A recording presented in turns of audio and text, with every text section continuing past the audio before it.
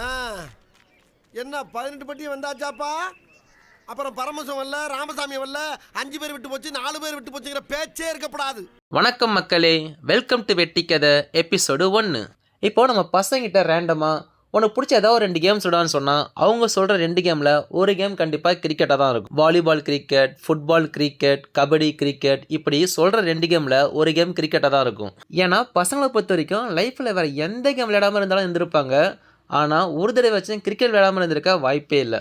நாம் இப்போ பஸ்ஸில் இல்லை வண்டியில் எங்கேயாச்சும் லாங் ட்ராவல் போகிறப்ப பார்த்துருப்போம்.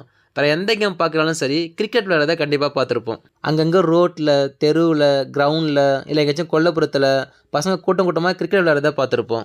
சரி, ஊரில் எவ்வளோ கேம் இருந்தாலும் கிரிக்கெட் மட்டும் பசங்க லைஃப்பில் ஏன் இவ்வளோ க்ளோஸாக இருக்குது தெரியுமா? அதுக்கு ஒரு முக்கியமான காரணம் இருக்குது, அதை நான் பின்னாடி சொல்கிறேன். ஆனால் இன்னொரு காரணம் இருக்குது. அது என்னென்னா, நம்ம பசங்களை பொறுத்த வரைக்கும் கிரிக்கெட் ஜஸ்ட் ஒரு கேம் மட்டும் இல்லை, அது ஒரு எமோஷன், அது ஒரு விதமான மெமரிஸ், பேக் ஆஃப் மெமரிஸ்னு சொல்லலாம். ஏன்னா அவ்வளோ மெமரிஸ் அதில் இருக்குது.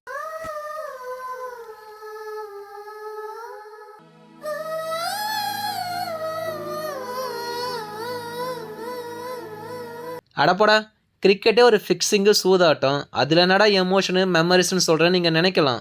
நீங்கள் நினைக்கிற மாதிரி அது உண்மையாக கூட இருக்கலாம். ஆனால் அதை பற்றிலாம் நமக்கு கவலை இல்லை. ஏன்னா நம்ம இந்த கிரிக்கெட் பற்றியோ, கிரிக்கெட் பிளேயர்ஸ் பற்றியோ, இந்த டெஸ்ட்டு, 1 டே, இன்டர்நேஷ்னலு, 2020, IPL, இப்படி எந்த கருமத்தை பற்றியும் பேச போகிறதில்ல. நாம் பேச போகிறதெல்லாம் பசங்களை பொறுத்த வரைக்கும் கிரிக்கெட்னா என்ன, கிரிக்கெட் மட்டும் ஏன் பசங்க லைஃப்பில் இவ்வளோ க்ளோஸாக இருக்குது, அதில் என்ன எமோஷன்ஸ் இருக்குது, அப்படி என்ன அதில் ஒரு மெமரிஸ் இருக்குது அப்படின்றத அந்த வெட்டி கதையில் பேச போகிறோம். அப்போது வீடியோக்குள்ளே போகலாமா? தட்ரா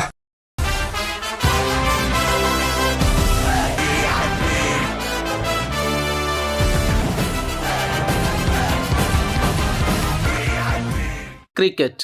இந்த கிரிக்கெட் இருக்கே, ஊரில் எவ்வளோ கேம்ஸ் இருந்தாலும் இந்த கிரிக்கெட் மட்டும் பசங்க லைஃப்பில் இவ்வளோ க்ளோஸாக இருக்கிறதுக்கு ஒரு காரணம் இருக்குன்னு சொன்னேன்ல, அது என்ன தெரியுமா? இந்த கிரிக்கெட் விளையாடுறதுக்கு நேரம், காலம், இடம் இப்படி எதுவும் தேவையில்லை. யார் எங்கே எப்போ நினச்சாலும் விளையாடலாம். இப்போது ஒரு டீமுக்கு 11 பேர் ஒரு பெரிய கிரவுண்டு இருந்தால் பிரித்து போட்டு டோர்னமெண்ட் மேட்ச் விளையாடலாம். இல்லையா, வெறும் 10 பேர் இருந்தாலும் டீமுக்கு 5 பேரை பிரித்து போட்டு ஃப்ரெண்ட்லி மேட்ச் விளையாடலாம். அதுவும் இல்லையா, வெறும் 4 பேர் இருந்தால் கூட டீமுக்கு 2 பேரை பிரித்து போட்டு ஸ்ட்ரீட் மேட்ச் விளையாடலாம். அடா அதை கூட விடுங்க, வெறும் 2 பேர் இருந்தால் கூட மொட்டை மாலில் பாக்ஸ் மேட்ச் விளையாடலாம். அடா இது எல்லாத்தையும் விடுங்க, தனியாளாக உக்காந்த இடத்துல கிரிக்கெட் விளையாடலாம். தனியாளாக உக்காந்த இடத்துலையேவா? என்னடா சொல்கிற? ஆமாம், புக் கிரிக்கெட் கேள்விப்பட்டதில்ல? யாருக்கு தெரியுதோ தெரியலையோ, 90s கிட்ஸுக்கு கண்டிப்பாக தெரியும். சும்மா உக்காந்த இடத்துலையே பேப்பரில் பேர் எழுதி புக்கை திருப்பி திருப்பி பேஜ் நம்பர்லேயே 6-4 அடிப்போம். அதெல்லாம் ஒரு காலம்.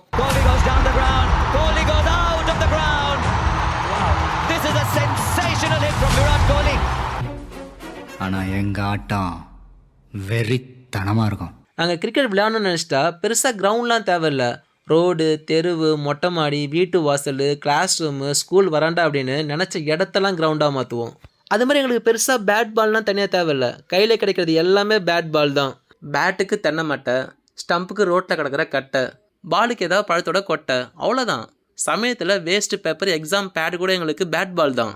அட இவ்வளோ ஏங்க, இது எதுவுமே இல்லாமல் நாங்கள் வெறுங்கையில் காற்றுலேயே கிரிக்கெட் விளையாடுவோம். ஏன் திமுங்களா? எப்படி?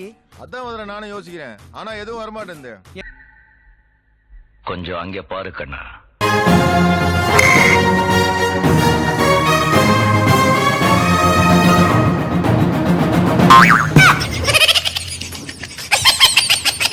அவ்வளோதாங்க கிரிக்கெட்டு. யார் எங்கே எப்போ நினச்சாலும் கிரிக்கெட் விளையாடலாம். அதனால தான் கிரிக்கெட் பசங்க லைஃப்பில் இவ்வளோ க்ளோஸாக இருக்குது. அது சரிடா, கிரிக்கெட்னா ஏதோ எமோஷனு, பேக் ஆஃப் மெமரிஸ்னு சொன்னீங்க. அப்படி என்னடா இருக்குது இந்த கிரிக்கெட்டில்? என்ன இருக்கா? என்னடா இல்லை? வீக்கெண்ட் வந்தால் பப்புக்கு போகலாம், சினிமாவுக்கு போகலாம், பார்க்கு, பீச்சு, சரக்கடிக்க போகலான்னு வெயிட் பண்ணிட்டு இருக்க கூட்டத்துக்கு நடுவில் வீக்கெண்ட் வந்தால் கிரிக்கெட் விளையாட போகலான்னு ஒரு பெருங்கூட்டமே காத்துக்கிட்டு இருக்கு. இந்த வீக்கெண்ட் கிரிக்கெட் விளையாடுறதுக்காகவே வேலை செய்கிற ஊர்லேருந்து சொந்த ஊருக்கு போகிற பசங்க நிறைய பேர் இருக்கானுங்க.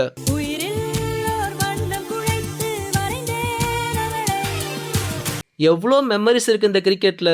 பொதுவாக ஊர் சைடில் பசங்களாம் ஒன்றுக்கு ஒன்றுனா, ஒன்று அந்த ஊர் கோயில் திருவிழாவாக இருக்கணும், இல்லை ஏதோ ஒரு முக்கியமான நிகழ்வாக இருக்கணும்.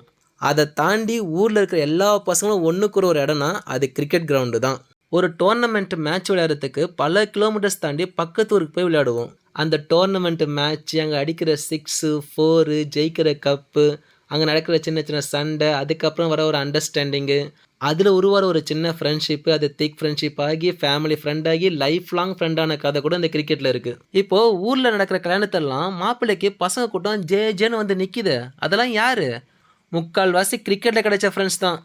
சரத்தே குனி அன்பே உன் கல்யாணத்துல ஏகப்பட்ட டீம் வந்துடும் போலயே. பொண்ணுகிட்ட கையெழுத்துவாங்க. கம்முன்னு ரெடி. அன்பாளுக்கெல்லாம் கையெழுத்து போட டைமே தங்கச்சி எல்லாரும் அனுப்பிடணும். இங்கே பெருசாக ஏஜ் டிஃப்ரென்ஸ்லாம் கிடையாது. ஸ்கூல் படிக்கிற பையன்லேருந்து காலேஜ் படிக்கிற பையன், கல்யாணம் ஆனவன், குழந்தை பற்ற அங்கிள் வரைக்கும் ஒரே டீமில் தான் இருப்போம். அதுக்குன்னு அங்கிள்ஸ்னால் சாதாரணமாக நினச்சிடாதீங்க. ஒரு காலத்தில் அவங்களாம் பெரிய பெரிய பிளேயர்ஸு. இப்போ ரீசெண்டாக ரப்பர் பந்துன்னு ஒரு படம் வந்துச்சு, அதில் கெத்தூர் வர அந்த மாதிரி. அந்த படம் வந்ததுலேருந்து அந்த கெத்தோட போர்ஷன்ஸ் மட்டும் ஒரு மாதிரி மண்டக்குள்ளே ஓடிக்கிட்டே இருந்துச்சு. வெயில் காலத்துல இடி மின்னல்லாம் பாத்துருக்கீங்களா? கெத்து ஆடுற கிரிக்கெட் ஷாட்ஸு, அந்த டிரான்ஸ்ஃபர்மேஷன் சீனு, பின்னாடி போகிற பிஜிஎம்லாம் அல்டிமேட்டு. கிரிக்கெட்டே விளையாட தெரியலனாலும் சும்மா அந்த பேட் எடுத்தாலே ஆட்டோமேட்டிக்காக அந்த பிஜிஎம் மைண்டுக்குள்ளே ஓட ஆரம்பிக்குது. நீங்கள் கூட சும்மா கொஞ்சம் ஃபீல் பண்ணி பாருங்களா.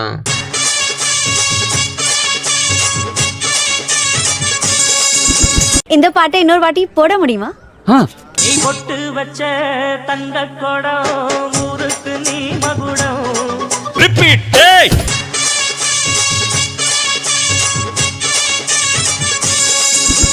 ஆனால் ஒன்று மட்டும் நிச்சயம், இந்த வருஷம் ஐபிஎல்ல தலை தோனிக்கு இந்த பிஜிஎம் கன்ஃபார்ம். தலை தோனிக்கு ஒரு தங்க குடம் பார்சலு. வச்ச தங்க கொடம் ஊருக்கு நீ மகுடம். தொட்டு இட்டு வரும். இந்த கெத்து மாதிரியே தான் எங்கள் ஊரில் ஒரு அண்ணன் இருந்தார். நாங்கள் சின்ன வயசில் இருக்கும் போது விளையாட வருவார். சூப்பர் ஷாட்ஸ்லாம் ஆடுவார். ஆனால் அவர் அடித்த பால் எதுவுமே கிரவுண்டை விட்டு வெளியே போகல. அந்தளவுக்கு ஹேண்ட் பவர் இல்லை. நாங்களாம் சிரித்து கலாச்சிட்டு இருந்தோம். அப்போ ஒரு அண்ணன் சொன்னார், அங்கே ஒரு புளியாமரத்தை காட்டி, அந்த புளியாமரம் பவுண்டரி தாண்டி ரொம்ப தூரம் இருந்துச்சு, அதை காட்டி சொன்னார், அவன் மட்டும் பழைய ஆளாக இருந்தால் அந்த புளியாமரத்தை தாண்டி தான் நீங்கள் ஃபீல்டர்ஸ் நடத்தணும். ஓவருக்கு ஒரு பால் காணாமல் போயிட்டே இருக்கும், அப்படிப்பட்ட பிளேயர் அவன் அப்படின்னாரு. அண்ணே அவர் கிரிக்கெட் விளையாண்டுருக்காரு இல்லையா? சொல்லிட்டாரா பெரிய சேவாகு. இவர் போயிருந்தா ஒரே கிளியா கிழிச்சிருப்பாரு. அந்த ஆள் அடிச்சானா 2 தென்னை ரைட்டுக்கு போகும். இன்னைக்கு ஒரு நாள் சிக்கல மேட்ச் என்ன முடியல. எனக்கு இந்த கெத்தை பார்த்தோன்னே அந்த அண்ணன் தான் ஞாபகத்துக்கு வந்தார். ஆனால் என்ன பண்ணுறது, மனுஷன் குடிச்சே வீணாகி கடைசியாக செத்தே போயிட்டார். இதை ஏன் இப்போ நான் சொல்கிறேன்னா, இப்படிப்பட்ட பெரிய பெரிய பிளேயர்ஸ் கூட குடியால் வீணாக போன கதையும் இந்த கிரிக்கெட்டில் இருக்குது. தெய்வம் நின்னு கொல்லு, மது தினம் கொல்லும். இன்னும் எவ்வளோ மெமரிஸ் இருக்கு, சொல்லிக்கிட்டே போகலாம். ஆளுக்கு ₹1 ஷேர் பண்ணி 15 ரூபா ஸ்டம்பர் பால் வாங்கினது, பழைய பேட்டுக்கு நூல் சுத்தினது, புது பேட்டுக்கு ஹேண்டில் போட்டது, முள்ளு காடா இருந்த இடத்த கிரிக்கெட் கிரவுண்டா மாத்தினது, ஷாபு 3 போட்டு டீம் பிரிச்சது, சில்லி ஓடு வச்சு டாஸ் போட்டது, பக்கத்து விட்டு ஜன்னல் உடைச்சது, புது பால் தேட போன இடத்துல பழைய பால் கிடைச்சது, 6-4 ஏமாத்தினது, ஒரு ரன்னுக்காக தொண்டை தண்ணி வத்த நாய் மாதிரி கத்துனது, ஃப்ரெண்டுக்காக சண்டைக்கு போனப்ப மண்டை உடைஞ்சது, பேட்டிங் அப்ப பல்ப் உடைஞ்சது, கேட்ச் பிடிக்கிறப்ப விரல் உடைஞ்சது, கிரிக்கெட் விளையாடுறதுக்காகவே ஸ்கூல் லீவ் போட்டது, சம்மர்ல கூட வெயிலாவது மயிராவதுன்னு உச்சி வெயில்ல விளையாண்டது, 2 மணி நேரம் ஃபீல்டிங் பண்ணிட்டு பேட்டிங் பண்ண போறப்ப மழை வந்து மேட்ச் நின்னது, அதை நினைச்சு கதறி அழுதது, கிரவுண்ட்ல ஃப்ரெண்டோட பர்த்டே செலிப்ரேட் பண்ணது, டீமோட நேம் போட்டு கலர் ஜெர்சி அடிச்சது, வேலைக்காக ஊரை விட்டு போனாலும் கிரிக்கெட் விளையாடுறதுக்காகவே வாரம் ஊருக்கு வர்றது, கையில இருந்த காசை ஷேர் பண்ணி டோர்னமெண்ட் மேட்ச் நடத்தினது, இப்படி ₹1 ஷேர் பண்ணி ஸ்டம்பர் பால் வாங்கினதுல இருந்து கையில இருந்த காசை ஷேர் பண்ணி டோர்னமெண்ட் நடத்தின வரைக்கும் ஏகப்பட்ட மெமரிஸ் இந்த கிரிக்கெட்ல இருக்கு. இப்படி பசங்க லைஃப்பில் இவ்வளோ எமோஷன்ஸு இவ்வளோ மெமரிஸ் இருக்கிற ஒரு கிரிக்கெட்டை திடீர்னு கல்யாணம் ஆனவனே எல்லாத்தையும் விட்டுன்னு சொன்னால் எப்படிங்க முடியும்? வேற எது வேணா சொல்லுங்க, நான் செய்யறேன். மேல இருந்து குதின்னு சொல்லுங்க, குதிக்கிறேன். கையை வெட்டிக்கன்னு சொல்லுங்க, வெட்டிக்கிறேன். ஆனா இது மட்டும் வேண்டாங்க. ஒரு கிரிக்கெட் லவர்ஸ் ஒய்ஃப் எப்படி தெரியுமா அமையணும்? நீ எங்க வர? நீ கிளம்பலாம். சீரியஸா சொல்றேன். எங்க அம்மா நம்பணும் தான் உன்னை எங்க வர சொன்னேன். வந்துட்டல, கிளம்பு. எனக்காக நீ எதுவும் பண்ணணும்னு அவசியம் இல்ல. உனக்கு பிடிச்ச மாதிரியே இருந்துக்கோ. இப்படி அமையணும். ஆனா சில பேருக்கு எப்படி தெரியுமா அமைஞ்சிருக்கு? எனக்கு அதெல்லாம் தேவையில்ல. எப்போ வரீங்க? எப்போ வரீங்க? எப்போ வரீங்க? எப்போ வரீங்க? ரொம்ப கஷ்டம் ப்ரோ, ரொம்ப கஷ்டம் ப்ரோ. அதனால நான் என்ன சொல்ல வரேன்னா, இந்த கிரிக்கெட் லவர்ஸோட ஒய்ஃபுங்களுக்கெல்லாம் ஒரு சின்ன வேண்டுகோள். பசங்க ஒழுங்காக வேலைக்கு போகல, வீட்டை பார்த்துக்கல, பிள்ளைங்களை பார்த்துக்கல அப்படின்னா திட்டுங்க, அடிங்க, வேணும்னா தூக்கிப்பட 2 மிதி கூட மிதிங்க, பரவாயில்ல. ஆனால் அந்த வீக்கெண்ட் கிரிக்கெட் விளையாட்டுக்கு மட்டும் ஒரு 2 to 3 hours எங்களை சந்தோஷமாக அனுப்பிடுங்க, அது போதும். we are finished. ஏன்னா அந்த ஒரு நாள் ஹாப்பினஸ்க்காக நாங்கள் 1 வாரம் காத்துக்கிட்டு இருக்கோம். எங்களுக்கு அங்கே கிரிக்கெட் விளையாடுறது மட்டும் ஹாப்பினஸ் இல்லை, அங்கே பசங்களோட டைம் ஸ்பெண்ட் பண்ணணும், அதுதான் உண்மையான ஹாப்பினஸ்ஸே. ஏன்னா 1 மணி நேரம் விளையாட போகிற மேட்ச்சுக்கு 3 மணி நேரம் பிச் ரெடி பண்ணுவோம், பேசிக்கிட்டு ஃபன் பண்ணிக்கிட்டு அப்படியே ஜாலியாக. 6 மணிக்கு முடிய வேண்டிய மேட்ச்சை 5 மணிக்கே முடிச்சுட்டு உட்காந்து கதை பேசுவோம். இவ்வளோ ஏங்க மேட்ச் விளையாட போய் மேட்சே விளையாடாமல் வெறும் கதை மட்டும் பேசிட்டு அரட்டை அடிச்சுட்டு ஃபன் பண்ணிவிட்டு வீட்டுக்கு வருவோம். ஒரு நாள் சம்மர் எண்டில் ரொம்ப நேரம் மேட்ச் விளையாடிட்டு மேட்ச் முடிஞ்சதுக்கப்புறம் கிரவுண்ட்லேயே உட்காந்து டைம் ஸ்பெண்ட் பண்ணி பேசி சிரிச்சிட்டு செம்ம ஹாப்பியாக வீட்டுக்கு போகணும். ஆனால் அதுதான் நாங்கள் எல்லாரும் ஒன்றா ஹாப்பியாக இருந்த கடைசி நாள்னு அன்னைக்கு தெரியல. 2 நாள் மழை வந்துச்சு, விளையாட போல. அடுத்த நாள் விளையாட போகலாம் பார்த்தா பசங்க 10 பேர் ஊர்லேயே இல்லை. ஒருத்தன் படிக்க வெளியூர் போயிட்டான், ஒருத்தன் வேலை தேடி சென்னைக்கு போயிட்டான், இன்னும் ஒருத்தவங்க அப்பாவுக்கு டிரான்ஸ்ஃபர்னு ஃபேமிலியோடய வேற ஊருக்கு போய் செட்டில் ஆகிட்டான், இன்னும் 2 பேர் வேலைக்கு ஃபாரினுக்கே போயிட்டானுங்க. திடீர்னு பார்த்தா எல்லாமே எம்டி ஆயிடுச்சு, யாருமே இல்லாத மாதிரி ஒரு ஃபீலு. என்ன பண்ணுறது, நாமளும் வேலை தேடி வேற ஊருக்கு போக வேண்டிய சூழ்நிலை. அப்படியே நாளும் ஓட ஆரம்பிச்சிச்சு. இப்போவும் வீக்கெண்ட் கிரிக்கெட் விளையாடுறதுக்கு வரவன் ஊருக்கு போகிறோம். ஆனால் எல்லா ஃப்ரெண்ட்ஸும் ஒன்றா பார்க்க முடியல. ஒருத்தன் வந்தால் இன்னொருத்தனால வர முடியல, அவன் வரும்போது இவனால் வர முடியல. ஃபாரினில் இருக்கவனுங்க வர வாய்ப்பே இல்லை.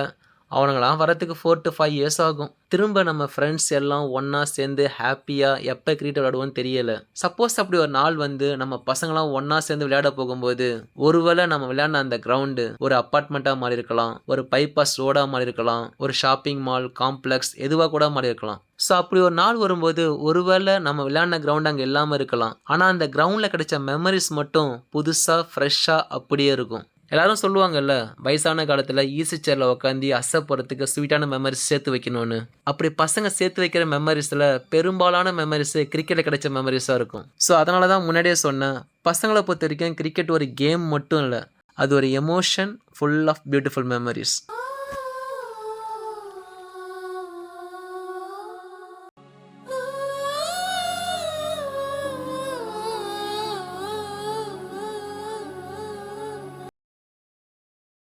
கேட்கணுன்னு தப்பா நினச்சிக்காத.